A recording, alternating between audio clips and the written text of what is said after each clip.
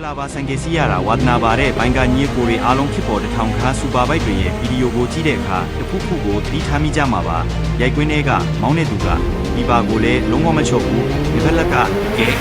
ဒါဆိုရင်ကိုရှိတာကဘလို့ထင်ထားတာလဲညီကိုတို့ရဲ့ခြေထောက်ကဒီယာလီပါဒန်ကိုအပေါ်ကိုစပြီးကန်ဒီလိုက်တာနဲ့တပြိုင်နက်အဲ့ဒီလီပါဒန်မှာတက်ဆင်ထားတဲ့ကိုရှိတာစင်ဆာကဆန်ကေရဲ့ဦးနောက်ဖြစ်တဲ့ ECU ကွန်ပျူတာစီကိုမိုက်ခရိုစက္ကန့်တွင်အချက်ပြချက်ပို့လိုက်ပါတယ်အချက်ပြချက်ရတာနဲ့ကွန်ပျူတာကအင်ဂျင်နီယာကဒီဘွားပလက်ရဲ့ညီကူတာကိုဖြစ်စီခဲတဲ့စနစ်ကို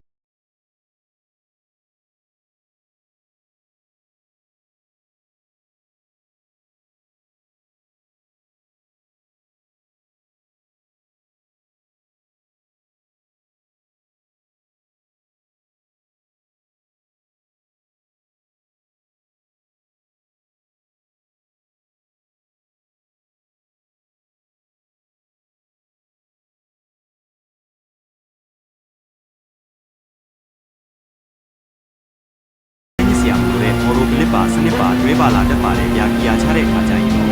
ပျူတာကဒီပါကိုလိုလျောက်နေနေလေးစောင့်ဖွင့်ပေးလိုက်တဲ့အတွက်ကီယာကပေါ်ပေါ်ပါပါနဲ့ပြန်ကျသွားတာဖြစ်ပါတယ်။ဒါကြောင့်ပုရှစ်တာဟာစံကေစီရတာကိုပို့ပြီးရင်းစံစီယုံဒီမကပဲရိုက်တာတွေကိုလည်းပြန်ကွင်းထဲမှာလမ်းကြောင်းပေါ်ပဲအာယုံဆိုင်နိုင်အောင်ကူညီပေးတဲ့လမ်းစာနေပညာတစ်ခုဖြစ်ပါတယ်ညီကိုရေးဆိုင်ကယ်တွေမှာတော့ဒီစနစ်ပါဝင်လာပြဒီစနစ်ကိုဘလို့ထင်ကြလဲကိုမတ်မှာဝင်ရောက်ဆွေးနွေးခဲ့ကြပါဦးအခုလိုဆိုင်ကယ်နေပညာဒီတွေကိုအငြင်းကြည့်ဖို့အတွက်ကျွန်တော်ရဲ့ channel ကိုလည်း subscribe လုပ်ထားဖို့မမေ့ပါဗျအားလုံးကိုကျေးဇူးတင်ပါတယ်ဘေးကင်းကြပါစေ